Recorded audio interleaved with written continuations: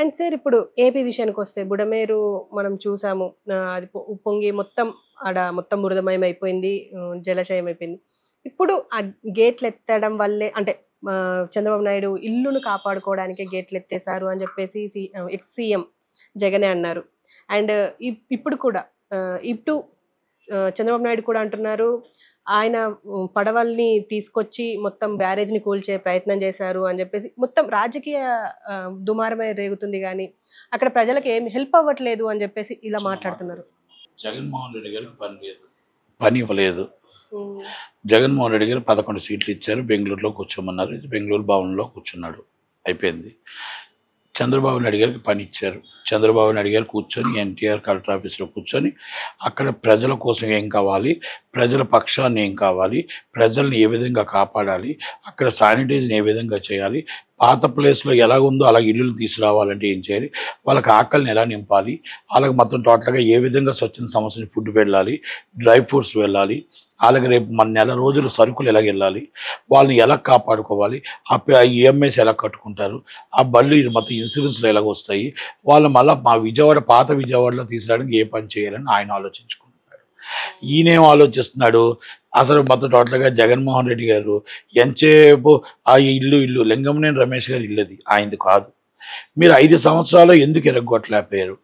ఎందుకంటే చంద్రబాబు నాయుడు ఇల్లు వస్తే మీరు మీ అనుచరులు ఇల్లు అని ఎరగొడతాయని కదా. అదే వాళ్ళు 5 సంవత్సరాలు మీరు ఉన్నారు కదా, ముసి నవ్వుతూ చక్కగా హ్యాపీగా మీరు కరికట్ట మీద నోటీస్ ఇచ్చారు కదా, మీరు ఆ ఇల్లులన్నీ మీరు డిస్మెంటల్ చేస్తే హైడ్రాలాగా ఒక సంస్థ పెట్టి మిమ్మల్ని అడిగిన వాళ్ళు ఎవరున్నారు? అంటే మీరు రాజకీయం చేయడం తప్ప, మీకు స్వార్థ రాజకీయమే తప్ప మీరు అక్కడ ఏమి చేయలేరు. ఎందుకంటే చంద్రబాబు నాయుడు గారిది ఎరగొడితే మీ అనుచరులది, మీ సొంత వాళ్ళది మొత్తం ఆల్మోస్ట్ అన్నీ ఉన్నాయి కరకట్టలో. కనుక ఇప్పుడు మాట్లాడే రైట్ అర్హత మీకు లేదు. మీకు అందుకే మిమ్మల్ని నమ్మక ప్రజలు 11 సీట్లు మీకు ఇచ్చారు కదా, ఒకటి. రెండోది, బుడిమేరు వాక్కి, ప్రకాశం బ్యారేజ్కి, లింగంనేని రమేష్ గారి ఇంటికి, అదే చంద్రబాబు నాయుడు ఇల్లు అంటున్నారు కదా, ఆ ఇంటికి సంబంధం ఏమైనా ఉందా?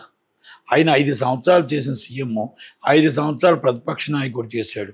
నిజంగా అవగాహనతో మాట్లాడుతున్నాడు. బుడిమేరు వాగు వాటర్ ఎక్కడికి వెళ్తుంది, ఇది ఎక్కడికి వెళ్తుంది అంటే దాని కరకట్టకి ఎలాగ వెళ్తుంది, ఇవన్నీ కూడా ఆయనకు అవగాహన లేవు ఫస్ట్. రెండోది, అవగాహన రాయిచ్చు మాట్లాడుతున్నాడు. ఓకే, ఇది కూడా మనం దానికోసం పెద్దగా డిస్కస్ చేయాల్సిన అవసరం లేదు. ఎందుకంటే నిజంగా చిత్తశుద్ధి ఉంటే జనాల్లోకి వచ్చి, వాళ్ళ కార్యకర్తలు జనాల్లోకి వచ్చి, వాళ్ళ కార్యకర్తలు ఇసుక మీద, మందు మీద దోచుకున్న డబ్బంతా ఒక పాలు ప్యాకెట్ అని ఇచ్చారా, ఒక్క గుడ్లు ఇచ్చారా, ఒక అన్నం ప్యాకెట్ ఇచ్చారా, ఒక పులిహోర ప్యాకెట్ ఇచ్చారా? వైసీపీ నాయకుడు రాలేదు, వైసీపీ అనుచరులు రాలేదు, వైసీపీ దగ్గర దోచుకున్న వాళ్ళు రాలేదు. అసలు మీరు చూస్తే బెంగళూరులో ఉన్నారు, వాళ్ళందరూ చూస్తే ఏ చెన్నైలోనూ ఏ బెంగళూరులోనూ వాళ్ళు ఉన్నారు. ఇక్కడ నాయకులు వైసీపీ అనేది లేదు. అక్కడ వచ్చిందల్లా ప్రతిపక్షం అవ్వచ్చు, అధికార పక్షం అవ్వచ్చు, జనసేన, బీజేపీ అండ్ టీడీపీ వాళ్ళే ఉన్నారు. కాస్త కూస్త పాపం కమ్యూనిస్టులు కష్టపడుతున్నారు, కాస్త కూస్త కాంగ్రెస్ వాళ్ళు పాపం 10 మంది 15 మంది కాపాడుతున్నారు తప్ప మీ నాయకుడు కానీ జెండా పెట్టుకుని ఎక్కడైనా కనబడ్డారా? మీ కార్యకర్త కానీ అయ్యో పాపం విజయవాడలో మనం కాపాడుకుందామని అనుకున్నారా? లేదు. కనుక is a failure is Jaganmohan Reddy గారు. మీకు నిజంగా మీకు మాత్రం అమ్మాయిల కోసం మాత్రం మాట్లాడితే చక్కగా నవ్వుతూ చక్కగా వస్తూ ఇచ్చాపురం నుంచి అప్ టు చాలా చాలా చక్కగా పార్టీ నడుపుతారు. కడగడగడగడ నడుపుకుంటూనే వెళ్తుంటారు. దువ్వాడ శ్రీని గారు, మాధురి గారు, వాణి గారు, అసలు తిష్టుల మీద తిష్టులు, నారీ నారీ నడుము ములారి అయిపోయింది. ఆ తర్వాత ఇంకొకటి, తర్వాత వచ్చి ఆనందబాబు. ఇవన్నీ మనం రోజు చెప్పుకుంటూ వెళ్తున్నాం. అంటే నాయకుడికి లక్షణాలు లేవు, నాయకుడికి లేకపోతే అనుచరులకు ఎలా వస్తాయి? ఆ పార్టీయే చెల్లెల్ని మర్యాద ఇవ్వదు, తల్లికి మర్యాద ఇవ్వదు, తండ్రికి మర్యాద ఇవ్వదు, అసభ్యకరంగా తిట్టిస్తూ అనుచరులకు ఎందుకు రాదు? కనుక ఆ పార్టీ కోసం మనం మాట్లాడుకోవడం బెస్ట్. ఇప్పుడు ప్రజల్ని ఎలా కాపాడాలి, ప్రజల్ని ఎలా నిలబడాలి అనేది చంద్రబాబు గారు, పవన్ కళ్యాణ్ గారు, లోకేష్ గారు ఏ విధంగా నిలబెట్టాలి, ఏ విధంగా ఈ వరదలను కాపాడుకోవాలని. ఈరోజు మన చోడవరంలో నాలలు ముంచేసింది ఎవరు? ప్రతిదీ ఏది మూసినా కూడా ఇవన్నీ ఎవరు చేశారు? ఈ నాలలన్నీ మీరు 11 ఫీట్ని 3 ఫీట్ చేసింది మీరు కాదా? మీరు నాలాల మీద ఇల్లులు కట్టలేదా? అప్పుడు ఆఫీసర్లు మీకు సపోర్ట్ చేశారు, మీ ఎమ్మెల్యేలు మీకు డబ్బులు తీసుకున్నారు, ఇది వాస్తవం. మీ సర్పంచులు డబ్బులు తీసుకున్నారు, మీ ఎంఆర్ఓలు, ఆర్డీఓలు మొత్తం వాళ్ళు ఇష్టం వచ్చినట్టు ఇచ్చారు ఫోటోలు. మళ్ళా దాని మీద జగనన్న ఫోటో. ఆ జగనన్న ఫోటో వేస్తే అది కాలమైనా ఎరగొట్టకూడదంట. ఎక్కడైనా ఒకటే లైసెన్స్ ఏంటంటే జగనన్న ఫోటో వేయాలంట. జగనన్న ఫోటో వేస్తే ఎరగొట్టకూడదు. ఈరోజు అన్ని దిక్కుల మునిగిపోయాయి, నరకయాతన పడుతున్నాం. ఈరోజు చోడవరం మునిగిపోయింది, అనకాపల్లి అన్ని దిక్కులు, విశాఖపట్నం అన్నీ మునిగిపోయి. ఎందుకు మునిగిపోయి అంటే మీ కాలాలు కరెక్ట్గా నాళ్ళ కట్టి ఉంటే, ఈరోజు మాకు డ్రైనేజీలు కట్టి ఉంటే ఈరోజు ఎందుకు మునిగిపోతాయి? నేను ఎందుకు చెప్తున్నానంటే జగన్మోహన్ రెడ్డి గారు చెప్పారు కనుక చంద్రబాబు నాయుడు గారిని నమ్మారు, పవన్ కళ్యాణ్ గారిని నమ్మారు, లోకేష్ గారిని నమ్మారు, అందుకే అంత మెజార్టీ ఇచ్చారు. కనుక వాళ్ళు ఈరోజు చేస్తున్న వర్క్ యాట్సాప్ 74 సంవత్సరాల ఒక వ్యక్తి యోధుడిలాగా చేస్తున్నాడు. ఆయన ఇల్లు పారపట్టుకోవాల్సిన అవసరం లేదు. మనిషి ఉంటే మినిస్టర్లు ఉంటారు, మినిస్టర్లు ఉంటే ఆఫీసర్స్ ఉంటారు, ఆఫీసర్స్ ఉంటే వర్క్ అవుతుంది. Work is fast. ఒక ఉదు తుఫాన్ అవ్వచ్చు, ఒక వరదలు విజయవాడ అవ్వచ్చు, దేనికైనా సరిజోడు చంద్రబాబు నాయుడు గారు. మీకు ఎవరో సాటి లేరు.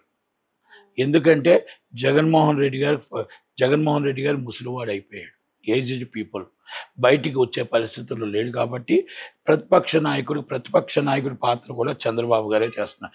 ఆయన వయసు తక్కువ, 74 సంవత్సరాలే.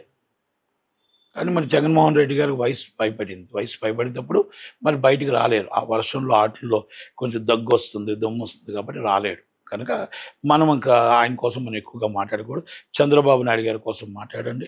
చంద్రబాబు నాయుడు గారు చేసిన ఈ వరదల్లో ఏ విధంగా ప్రజలను కాపాడాలి, ఏ విధంగా ప్రణాళిక సిద్ధం చేసుకోవాలి, అన్ని ఆలోచనలు, అన్ని ఐడియాలు చంద్రబాబు నాయుడు గారు, పవన్ కళ్యాణ్ గారికి వాళ్ళకి ఉన్నాయి.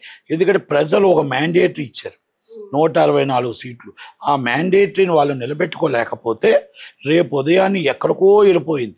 ఒక పవన్ కళ్యాణ్ గారిని ఎక్కడో ఊహించుకుంటున్నారు, ఒక చంద్రబాబు నాయుడు గారిని ఎక్కడో ఊహించుకుంటున్నారు, లోకేష్ గారిని ఎక్కడో ఊహించుకుంటున్నారు. ఏ మాత్రం తగ్గినా కూడా మళ్ళీ సోనీ సూద్ బయటకు వచ్చేస్తాడు. ఆల్రెడీ స్టార్ట్ అయ్యారు సార్ సోను సూద్ వచ్చాడు కానీ అది అంటే ఈయన బయటకు రావట్లా. ఆ సంఖ్యలు ఇరుపుకోలేకపోతున్నాడు, ఇంకా ప్లాస్టింగ్ తీసాడు. కనుక ఎక్కడ మనకి ఆ సోను సూద్కి మనం కరెక్ట్గా ఆలోచించాలి అంటే ఎట్టి పరిస్థితుల్లో మనం వర్క్ చేసి చూపించాలి, మన మీద నమ్మకాన్ని ఒమ్ము చేయకూడదు. అప్పుడు సోను సూద్ బయటికి రావడానికి అవకాశం ఉండదు కదా. అది 5 సంవత్సరాలు నాకు నమ్మకం ఉంది. ఆ కట్లు గట్టిగా కట్టారు, ప్లాస్టింగ్ గట్టిగా చేశారు. కనుక వాళ్ళంటే ఎట్టి బస్సులో ప్రధాన ప్రతిపక్షానికి ఆ ప్రతిపక్షం పాత్ర కూడా వాళ్ళే పోషిస్తారని మాత్రం నేను చెప్పగలుగుతాను. సార్ ఇప్పుడు అసలు సీఎంగా చంద్రబాబు నాయుడు ఉన్నప్పుడే ఇలాంటి విపత్తులు వస్తాయి అని చెప్పేసి విమర్శలు వస్తున్నాయి. అందుకే ఇప్పుడు కూడా ఈ విపత్తు వచ్చింది అని చెప్పేసి అంటున్నారు. తప్పమ్మా, ఒకటి కరోనా వచ్చింది, చంద్రబాబు గారు లేరుగా. కరోనా అనేది మనతో ఎన్నో లక్షల మంది, వేల మంది కొట్టుకెళ్ళిపోయారు కదా. ఈరోజు మన దానికి ఎవరు చెప్తారు? ప్రపంచ ప్రకృతిని మనం ఎవరూ చెప్పలేము. మనం ఏది జరుగుతుందో చెప్పలేము. ఈరోజు మనం మాట్లాడుతున్నాం, రేపేంటి జరుగుతుందో కూడా చెప్పలేము. కింద మీరు వెళ్తున్నప్పుడు ఏం జరుగుతుందో చెప్పలేము.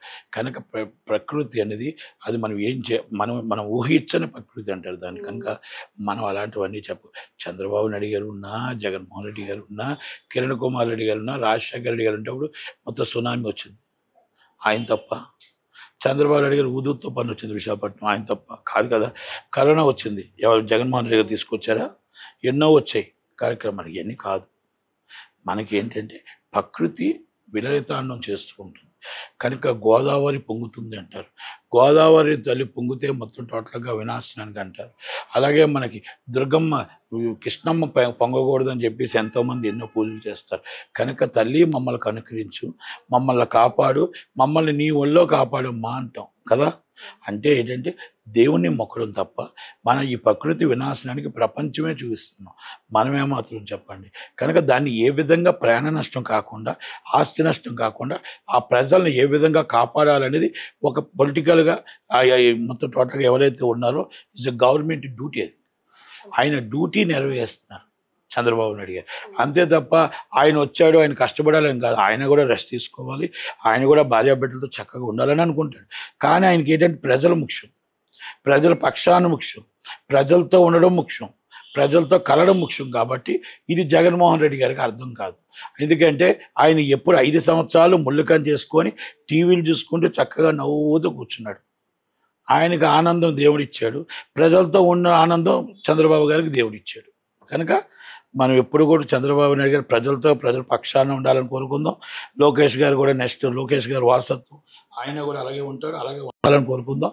పవన్ కళ్యాణ్ గారు దత్తపుత్రుడు పెద్ద కొడుకుగా ఆయన ఇప్పుడు కూడా చంద్రబాబు నాయుడు గారితోనే ఉంటాడు.